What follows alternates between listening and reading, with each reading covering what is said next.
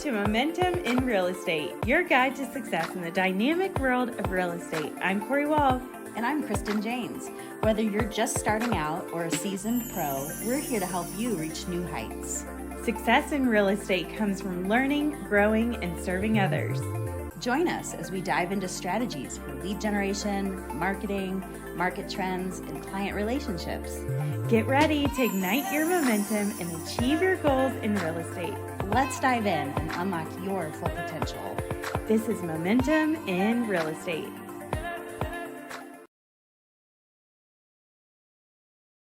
Hey everybody, meet Megan Jones, a standout realtor with Coldwell Banker Schmidt in the Florida Keys.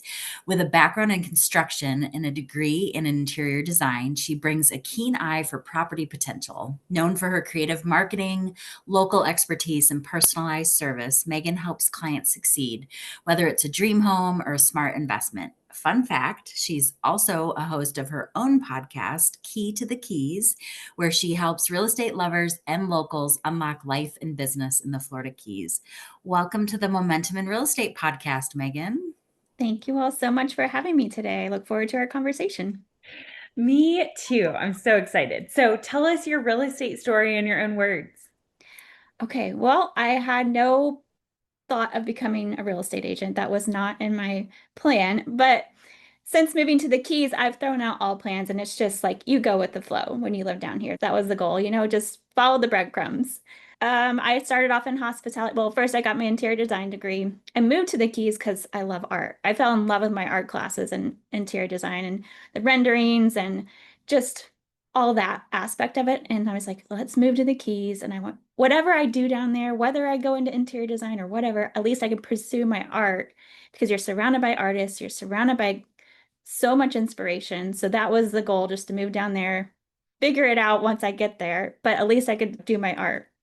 I worked in hospitality and I just fell in love with the Keys, everything from the history to the culture to the environment, just every little aspect of it. I fell in love with it and I enjoyed sharing it with people. So the restaurant I worked in, it was a very popular tourism spot. So I was always sharing with people where to go, what to do, what to see, little local insight tips. And I was like, what else I didn't want to be in the restaurant industry my whole life, even though it was really great, good money, great schedule. But I was like, there's something more. What can I do? And I'm like, how can I share this passion of mine with other people? I got into vacation rentals, which opened my eye to real estate. And so after doing vacation rentals for a few years, I got my license and it just everything clicked. I'm like, I just love helping people who feel that connection and just want to take the leap. And whether it's just buying a second home or investment or making a full-time move, relocating here, it's just really great to be their boots on the ground, local insight expert that they can count on to, make that happen for them. That's amazing. So obviously we, stated in your intro that you're with Coldwell Banker. Give us kind of a brief summary of your brokerage experience. Have you been with Coldwell Banker the whole time since you got your license? Yes. Yeah. And what I really like about our brokerage is that we're the oldest, largest, and highest producing real estate brokerage in the Keys. So we're very well known throughout Key Largo to Key West. We have 5 offices, lots of really great agents. We're very well trained. We're very well versed in the unique Florida Keys. It's totally different. I always tell people it's totally different from anywhere else in the country, but it's totally different from anywhere else in Florida too. So our broker, who's lived here pretty much all his life, he has all that knowledge and all that insight that he makes sure that we stay on top of everything. So that's what I really like. And and when other agents know they're working with us, they know they're working with a really good agent who has the training, who, not just in the beginning, but every single week we're staying on top of everything that's changing, whether it be insurances, building codes, environmental restrictions, anything to do legally with the contracts. Those are always evolving and changing. So it's what I really like. And we're just one big family. And yeah, I started I think I'm on my 4th year, and yeah, I'm very happy with where I'm at. Awesome. Well, I know one of the things that we really want to dive into, because it's always a hot topic with our audience, who is real estate agents, is prospecting, lead generation. So obviously you're 4 years into the business. Tell us how you have built your business. And I'm guessing social media has been a big theme for you. So I'd love for you to unpack, just kind of how you've utilized social media to build your business and get it off the ground. Yeah, so that was the main thing. When I decided to get into real estate, I was like, I'm going to do it my way because I almost didn't, I was very hesitant and it took me the full term to like get my license. Like I was at the very end, I was like, you got to get it done now. You only have this course for a year. Because a lot of people are like, "Ooh, you want to get into real estate? Like, that's so salesy, and that's totally not you." And there's just so much competition, and there's so many other realtors. Why do you think you'll make money at it? Because there's a million other realtors. And I'm like, because I feel like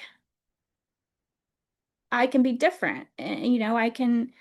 I always feel like there's collaboration over competition, and real estate people are attracted to the people that they want to work with. And I know a ton of great agents, but we all bring a different personality, a different perspective, a different background, and those people are drawn to that. So I was like, I'm gonna just do it my way. If I'm gonna do this business, I'm gonna do it my way. And I knew it wasn't gonna take several years, but it has taken a while. More so because when you get into the industry, it's still the old school mentality. It's like, okay, you're gonna door knock, you're gonna cold call, you're gonna do all the, I would say like 80s prospecting. And that's fine because it does work with some people. It has worked. It's tried and true. It's worked, but it didn't feel right to me. And I did. I gave it a go. I tried the cold calling. I tried the mailers. I didn't door knock. That just is not my thing. And it just wasn't clicking. I'm like, I can't make this work if I'm not resonating with it. Then my energy is not resonating with the other people because they can feel I'm disconnected from it. I didn't have anybody in my brokerage teaching social media. So I was like, I have to go and invest in myself outside of my brokerage. And it was kind of scary because I didn't know if I was going to get the return back. But I did anyways. I just plugged and play. I just tried this and I tried that, and things just started to finally click. I would say I've been going strong for a year, and I'm finally seeing the results. I didn't go heavy at first. I was still playing around, just trying to find my groove and find my brand, so to say. And it's taken a year, but I stayed committed, and it's really paying off now. That's amazing. So take us through like the process of that. Like what made you decide to like pay attention to that and then also like dig in and get prospects?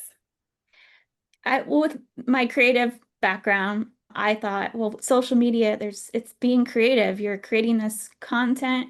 You can create your own brand. I was like, I can do this. And it was, what did I start with? I think I started with YouTube.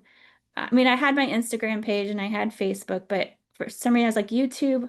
I found somebody who was teaching a course and it really resonated with me. And I said, maybe that's where I'll start because I knew I needed to get outside my comfort zone. I knew I needed to like show my face, speak to the camera. And so I was like, maybe that's where I'll just jump in, just jump in with the hardest one. And yeah, so that was I would say my starting point with social media. It really helped me understand who I wanted to talk to, what I wanted to talk about. But it made it more fun too, because again, it was like creating this whole video sequence and creating this channel that was all about the keys. And the person who was teaching the course, she's like, it doesn't all have to be about real estate. It's going to be a little bit about lifestyle, a little bit about you, and a little bit about real estate. And I was like, oh, so it doesn't have to be all like boring real estate, like stats and data. And she's like, no, she goes, people are gonna be wanting to learn about the Florida Keys, and then you sprinkle in that real estate. So that made it more easy to like put myself in front of the camera because I light up when I talk about the Keys. I'm like, being a newer agent too, you don't have the experience of a ton of transactions. And so you don't feel as confident talking about transactions. Even though you do have some experience, like, but I'm not a veteran of 20 years. Who am I to start talking about this and that? So it felt more comfortable just talking about location and showing my expertise and knowing the keys and knowing the areas and knowing okay, this is a lifestyle you want to live. This is where you would fit in. This is the neighborhood. This is the island, really play matchmaker. And so then after that, I took a course and Instagram, and that really just it really sealed it all together. And I just started beginning of this year, I said, I'm committed 100%, whatever it takes. I'm going to make this work. So I did like a 100-day challenge. I posted 100 days in a row on Instagram. And that right there, that staying consistent like that, that's where I got, I would say 50 leads from just posting 100 days. But that course was really taught me how to find my target audience and speak directly to them. If I hadn't done that, I don't think those 100 days would have really brought me that many leads and that many eyeballs. I really just honed down on who it was I was speaking to, what's my message I'm saying, and go over and over and over and just say it till you're tired of hearing it, but nobody else is tired of hearing it. So, and it felt right. And it all just, and the people that come to you when you do social media, because you're not forcing them. Like with cold call, I was always like, hey, you want to sell your house? Hey, you ready? And I'm like, no, I don't want to force people to work with me. I want them to come to me. I want them to be like, you're my girl. Like, and there's no pressure. They're not questioning you. You send them the buyer broker agreement. They're like, absolutely. Like, I want to work with you. And that feels good. Like but like I said, it's a lot of upfront work. With cold calling, you could get possibly a deal, that week. But so with the social media, I knew it was a lot of upfront work, but once it hits, it just feels such like a natural progression, and people are just coming to you instead of you chasing them. So did you make use of like lead magnets, or I'm assuming this is like you have a business profile, and so these are organic leads that are coming to you, from your content, from your page. Are they like filling out a form, or are they DMing you? How are you like getting them into your funnel and then working to convert them into actual clients? Yeah. Yeah. So I started getting a lot of followers and a good engagement too. But it wasn't until I created guides, downloadable guides, and started reaching out through my DMs to all new followers. That's when the leads started coming in. And the guides, I would say, were the guides. I also had a form for them to click on and fill out. So they would read the guide, how to start looking for a home in the Florida Keys, or I called it my Florida Keys Home Buyer Starter Guide. And I gave them, some really good insight. And if they were ready to take the next step, they could fill out my form. And then I'd reach out to them and we would, start chatting about in more detail about their home search. And then I also just started every new follower, I'd reach out and just say, thanks for the follow. Glad you're here. Just curious, are you here for local content? Because again, I was posting not just real estate, but a lot of local content about where to eat, where to hang out, what to explore. And so it's like, are you here for that? Or are you here because you're interested in possibly making a move? And people love that question. They're like, oh, would thinking about making a move, but 2 to 3 years out, or nope, just for the local content. Thank you so much.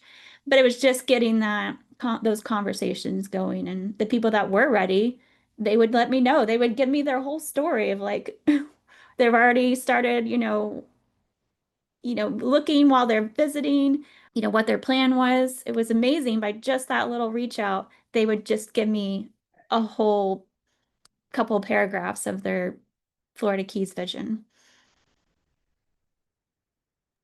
Okay, so DMs. I really want to dig into this. So instead of cold calling, are there other ways that you use DMs? Because you just shared, that you talk to new followers and you ask them questions, that sort of thing. But are there other strategies within DMs that you do or you So use? anytime anyone comment, like does the call of action in my caption, I usually have a call of action to like comment a word, and I would send them a guide or send them a listing. So I'd also reach out, a day or two later to anyone who had requested the additional information. I had those are probably the two that I've done for DMs. I've also had been suggested to like start following, I do. I follow local businesses and other local people and like their posts and just kind of engage with the local community through social media too, which I could, that's another great suggestion someone had made, like just start connecting with the local Instagram profiles and just start a natural organic conversation. But yeah, reaching out to new followers and reaching out to people who've already engaged in your post, it doesn't feel cold to them. It doesn't feel weird because they're like, they've already started following you. They've already liked things. They've already engaged. So they don't feel the ick when they get that message from you. Yes. And Megan, have you heard of mini chats? Yes. Okay, because I was like, I bet that would be a game changer for you. Just easy. Yeah. Yeah, uh-huh. Okay. Yeah, I've thought that's the next step. But I've just started to get into it. And there's just so many things you can add, and it gets so overwhelming. And I'm like, that'll be the next one. But yeah, it's been, Super, super simple. Just like download it, try the free trial, and like you literally can just say comment here for my guide or comment, guide. And it can be any post, any reel they can put in guide. It's really great. mhm. And then it automatically is attaching. But I understand the personal aspect of it too. Like I think that Mhm. that's really great. AI is like taking over, and I'm like, are these even your words? Yeah, yeah. So, in terms, just kind of dialing back a little bit, because my brain is like on fire right now. So, in terms of just obviously, you first had to just grow your followers, and get eyes on your content. So, was that just applying kind of what you were learning in the courses that you took to kind of, get the algorithm doing what it does best to get eyes on your profile? Is that kind of what you were doing to get the engine in motion? Yeah, it was tweaking my profile and what it says in there and really capturing the keywords, Yeah, yeah. the searchable words. So really honing in on everything should always say Florida Keys. And I actually even went even more niche and I did the Isla Morada area, even though I service all the Keys. So I was very nervous to do just Isla Morada because each island is very small. I mean, the whole Keys is only 80,000 people. So to go down to one island of like less than 10,000. But when people think of the Florida Keys, they think of Key West and they think of Isla Morada. Those are the two really big names. And I'm a little further from Key West and closer to Isla Morada. So I mean, I basically live 5 minutes from Islamorada. So I was like, Islamorada will be my target. And so I just kept saying Islamorada in every post, whether, and showing the local highlights of Islamorada, like hotels, restaurants, places to go, activities to do, and then doing home tours with Islamorada. And that, I think because Islamorada was searched less than the Florida Key. Yeah, there were so many people talking about the Florida Keys and less people talking about Islamorada. So I, bumped up and when people would search Islamorada more so than Florida Keys. So that really was a game changer to just niche down really specifically. And now though that I've gotten a lot more followers and a lot more reach, I'm starting to do just the Florida Keys and I'm still getting the same traction. But in the very beginning to niche down to just Islamorada really helped. That's so good. So did you sit down in your course and like really think through your avatar, like who you were speaking to, and explain to us a little bit about that process, if you don't mind? Yeah, and again, I thought it was weird. I'm like, okay, I don't want to, I want to be everyone's realtor, but not, but like, I didn't want to talk to just one person, but really that's what you needed to do. So, like I said, at the beginning of this year, it was like all or nothing. I'm going to do exactly what they tell me to do and just, what do I have to lose? So it's like, okay, that's what I did. Like, I picked a price point, but mainly I was just focusing on the person I wanted to serve. And basically it was kind of like myself, I wanted somebody who was an entrepreneur, a small business owner, work from home. They had that flexibility. They loved to travel. They were foodies. They were adventurers. They loved their pets. They just, they were obsessed with their pets. Maybe they had kids, but if they did, they were older and moved out. So, or they just, their dogs were their kids. So I really just kind of focused on that. And believe it or not, almost every single person is that person. It's crazy. I'm like, and it didn't even like really speak a lot about it in my post. I did like I was really talking to, I highlight a lot of small businesses and I highlight the if you work from home, why are you working somewhere where you hate? Why don't you just move somewhere where you love? And, when you're not working, you have the ability to enjoy all this beautiful scenery. And yeah, so I talked a little bit that, but not a lot. But because I always had that person in my mind, it has come through. Yeah. That's so beautiful. I love that. Yeah, because you oftentimes, I feel like the mindset of like fear of not being included and all the things. But like you said, what do you have to lose? And how great is it to be around your people all day long while you're a real estate agent? Like that's what we need, Yeah. right? Yeah. Yeah. I mean, that's if that's who you connect with and they're going to connect with me and it'll just be, yeah, like I said, it just flows. I love that, Megan. For the agents listening that have like this fear of jumping into something, at this level, I think some of the barriers are like, well, what kind of gear or equipment do I need? And am I going to have to invest all this money in like technology? Break down kind of the practical components of what type of gear or software are you using, like maybe Mhm. it's different now than when you first got started. How much do you structure your episodes and planning, like for YouTube in particular, but even for Instagram content, are you using AI to sort of map out a content calendar, or do you kind of have that like already figured out? So just kind of get into like more of the granular Yeah. tactical details. No, and those things can get people hung up. And it did for me too, because I'm like, what I need, I need this and I need that. And then you just push it off and push it off and never do it. Literally, I mean, I've got so many gimbals and so many tripods, and I use my iPhone and I don't use any of the gimbals anymore. Like, I don't use any of sometimes I'll use my tripods, but this thing right here does it all for me. I do have a lapel mic for when I'm interviewing, or let's say I'm outside and I'm doing one of my YouTube, especially when I'm doing YouTube, I want the audio to be pretty crisp and clear. So a lapel mic, I mean, it's super inexpensive and it just plugs right into your phone and you don't have to have any separate programming or anything. And then for like my podcast, like I'm using right now, like a simple just $30 microphone, but that gives me a little bit better audio. And when I do voiceovers for my YouTube, I use that. So really it was just a couple mics, you know, and then my iPhone. And honestly, don't overthink it, just do it. And then you can tweak it later because people want you think it needs to be overproduced and you think it needs to be like this cinematic product, and those are great, but to get started, just get started. Even if you don't have a mic, just start it. Like people don't care.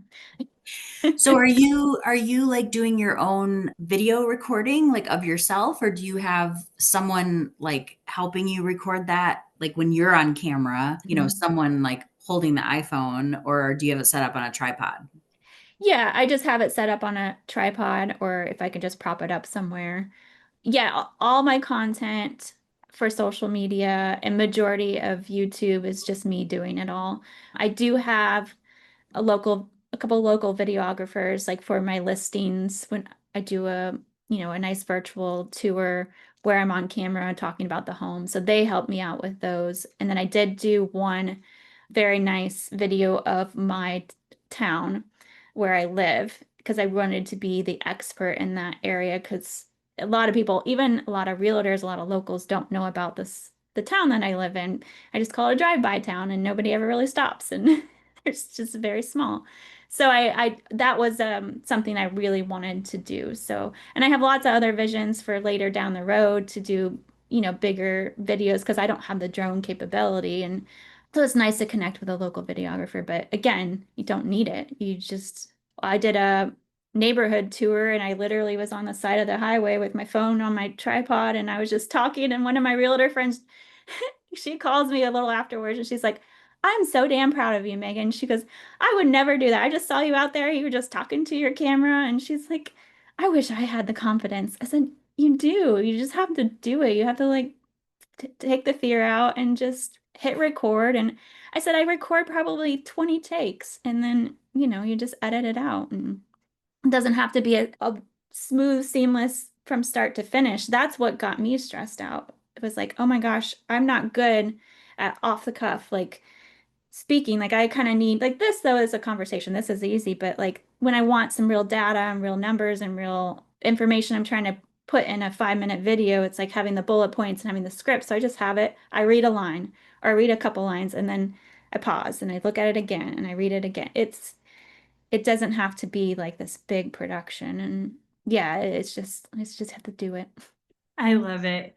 What about editing and posting? I struggle with this so much because I will spend so much time and be like, oh, I don't, and I'll just scrap it or I'll just put it in my drafts and it just sits there. And I know there's like gold in there that's just sitting. I probably Yeah. have 10 videos and I'm like, if I just get out of my head. But how do you handle that? Do you edit all your videos? Yeah, just share with us a little bit. No, I'm the same. I have a lot of stuff in my drafts. But yeah, I do all the editing. Yeah, it's kind of, and I'm bad at organization sometimes, and I'm really good at it, but organizing out like the videos that I really want to do, or just brain dumping all the ideas I have, and then going back through and just highlighting the ones that feel really good to me and that feel simple and easy. That's not going to take a ton of, maybe I already have a ton of footage for that, and I'm not going to have to go out and shoot it. Yeah, and then that's where I start, and I'll just go through and start with those first. Well, I think it's great. I was just kind of exploring, looking at your Instagram to be like, oh, I wonder if I have other questions for her. But one of the things I saw is a lot of your stuff has like the when it never miss a sunset on the Isle Mada. That's hard to say fast. But like, and then it says read caption, or have you ever thought about putting a house, on the market and what that could look like? Read the caption. So I love that. It's really simple. It's probably videos that you already had on your phone. You just overlay the text, look below, and then people are going to spend more time. And that probably pushes you in the algorithm too, right? Yeah. Because people are Yeah. seeing the short little video over and over again while they're reading the caption. That's what another thing that the course taught me because there I wanted to be the storyteller. Like I'm the creative. I'm like, I need to show this and I need to show that. And I want to like have like 10 different videos pieced all together and show from beginning to end. And they're like, no. 4 to 6 seconds, show a beautiful sunset, the water, like something that's gonna grab people's attention, put a really good hook with with your tagline, with your special keyword of your location. They said location should always be on every single piece of content. And then yeah, make all the insight and the juicy part in the caption. And that was a game changer too. Just like you said, I was overthinking it. And instead I just pull from when I'm out, I just grab really short clips. So I have a whole library stocked full of stuff and I can just grab from it whenever I don't have to think, okay, this is the post. This is what I want to talk to in the post. Now let's go out and create a video for it. I'm like, okay, I have this video. Let's make a post about it. What would the post fit with it? Yeah. That's awesome. So I know I threw like 100 questions at you at once, but I want to dial back to the scheduling content, the planning the content. Mm. Are you doing it like a couple months at a time? Are you doing it sort of on the fly? And I know you've sort of spoken to it a little bit just in terms of, you have all this content on your phone. So sometimes it's like, oh, I already have that. Let's just go ahead and do a post about that. Um, Mhm. and then what's your schedule? Like, are you posting every day? Do you post on YouTube weekly? Like what's that look like? Yeah, I am not very organized in this way. Like I said, some things I'm organized in, some things I'm not. Like You're so it's honest. it's organic content, so I'm very organic about how Yeah. it posts. But like I said, I did have a challenge for myself of 100 days, and that just ended the end of July. And so now I'm going back. Before I did the 100-day challenge, I was doing 3 to 4 days a week, and I'm gonna go back to that. And then probably I really enjoyed the 100 days, but it was a lot. It was like but I was committed. But there's be some nights at 11 p.m. I'm like, I didn't post. And I literally, though, because I had I mean, I had 3 months already of content. I just went back 3 months ago, picked a piece of content. Some days I would literally repost the same exact thing. And because I have new followers and more Yes, followers, it exactly. got better results because, and a lot Some of people people don't hadn't seen remember it. it. Yeah. Or sometimes I would take it and tweak it a little bit. So that was a huge thing to, just get over the perfectionism and get over having to have something completely new every single day. But yeah, I feel like I would say 4 posts a day, I feel is good. Or not a day, 4 posts a week. I was Um, like, not what a did day. you Yeah, I'm like, say? no, not a day. That's too much. Some people do. Some people are like, no, you need to post twice a day. And I'm like, I mean, sure, if you want to, but no. But yeah, I don't really again, I just brain dump a bunch of ideas.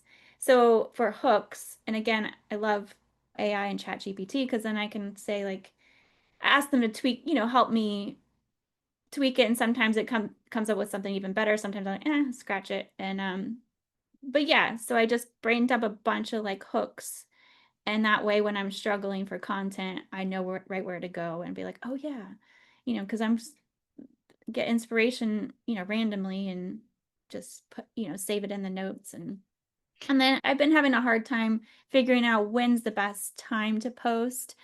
And I've tried all different ones, and I feel like it was too hard for me to like keep a schedule on that. It was more just like, okay, when you can do it that day, just do it. I did get a lot better response. I felt like early morning between like 6 and even up to 10 o'clock. But then there would be sometimes I'd post after 5 and I'd get better. It just was all over the board. So I said, don't let it stress you out. Just as long as you get the post out there, that's what matters. Well, I just love your whole like spirit about it is like, this is organic content. You're being organic in terms of how you put that out in the world. And your whole vibe is just like, you're personable, you're warm. And so I think people probably pick up on that really quickly, like in your content. And then of course in your follow up once they're like in your funnel or in your pipeline. Does one perform better than another, like Instagram versus YouTube, or has it been like equally successful for you? Well, I've been going really hard on Instagram and not so much YouTube, but YouTube is evergreen. So I have a nice set of videos up there, and I will get on occasion, not as often as Instagram, but I will get people reaching out to me directly through email because of YouTube, or they go to my website and then they reach out on my form on my website. And that's where I post all my podcasts as well on there. And I would love to do, and I'm going to get back more into YouTube. YouTube does take a little bit longer to create the content for. So I would love to have at least one video a month. Sometimes that's been happening, but sometimes it hasn't. But sorry, I forgot where the question where we were No, going with the question, that but was great. Yeah, I, yeah, just comparing kind of, your like lead volume and yeah. business that you're getting from Instagram versus YouTube. Yeah, yeah, and so people say to pick just one avenue and go all in on it, but I wanted a little bit. I like how Instagram is, it's short, it's quick, that's where people are scrolling, that's where people are Googling. They do it on YouTube too, but also I really like Instagram because of being a creative. It's just always been my go-to. But I do start to like YouTube, and I do know a lot of people watch YouTube. But again, that's evergreen. So if you can get a library of videos, then you could go over to social media, and social media needs you to be on there way more than you need to be on YouTube. And what I like too is that on my social media I can direct people to the longer videos on YouTube as well. That's brilliant. I was thinking about your brain dump idea. That's so good because I sometimes struggle with what am I going to make for dinner? And my husband and I like brain dumped a ton of items recently. And I was like, oh, it's so easy just to refer to that list on our fridge. You're like, oh, yeah, that sounds good. Yeah. So I love that idea for social media. As we're wrapping up here, a question that I get so nervous about and let me start over. In Western North Carolina, we also have like all these little pockets of places. So like Kristin and I live 30 minutes apart, but we'll often do business in all the places. ultimately, I would love to do Fairview, North Carolina only. Like, how cool is that? And she would love to do Black Mountain only. But that's not the nature of our business. But what I struggle with of like if I go in all in social media like Megan Jones and I talk about Fairview and I put Fairview everywhere and talk about all the little pockets and the hiking trails and the mountain biking and the things to do, like, will my sphere then sell a home in Black Mountain and be like, oh, I'm not going to use Cory? You know what I mean? That's the fear. No, and no, and that was my fear too. Like people are only going to reach out to me for Isla Morada. But in what we did was we created in my course, we created these carousel posts where it was like, hi, I'm Megan Jones and I serve the Isla Morada, or, I'm an Isla Morada realtor, but here are also other areas that I serve. And you pin those at the top. So then people are like, oh, she does serve the whole Florida Keys. And that you could even say it in your captions too, serving Isla Morada or serving, your location in North Carolina plus these areas as well. And then even in your profile, even though on my profile name, it's Megan Jones, Isla Morada, Isla Morada Realtor. It also says I could also put my profile also serving, I could put 3 more islands if I wanted to. But I've had people reach out to me because they know Isla Morada, but they're also curious about the other areas, but they're very, because they vacation in Isla Morada all the time, that's what they went to. But they're like, well, they come to me and they're like, well, what about, they come to me with their price point or what they're looking for. And I'm like, oh, have you thought about this area? Have you thought about that area? And then we just branch out from there. Well, because then you're positioning yourself as like an area expert. So they think, well, if Cory knows Fairview, maybe she also knows about Fletcher or Mm-hmm. Mills River, or, could speak to other parts of the region. But you're sort of Yeah. putting yourself out there as like, oh, but I for sure know Fairview. Like that is my like, sweet spot. But Mm-hmm. it also like bleeds into kind of the region. Yeah. Yeah. And another tip that I was taught is if you want to talk about another area, say such and such 15 minutes from Isla Morada, but still saying Isla Morada because the algorithm, you don't want to confuse the algorithm, but you're talking about, like, I'll talk about things in Key Largo or Marathon, which are, 15, 30 minutes away. But I'm saying this spot in Marathon is 30 minutes from Isla Morada, and this is why I go here. So you're still showcasing other areas outside of your specific location, but still tagging and capturing those keywords of your location that you're focusing on, if that makes sense. So good, Megan. I think we could talk for another 3 hours.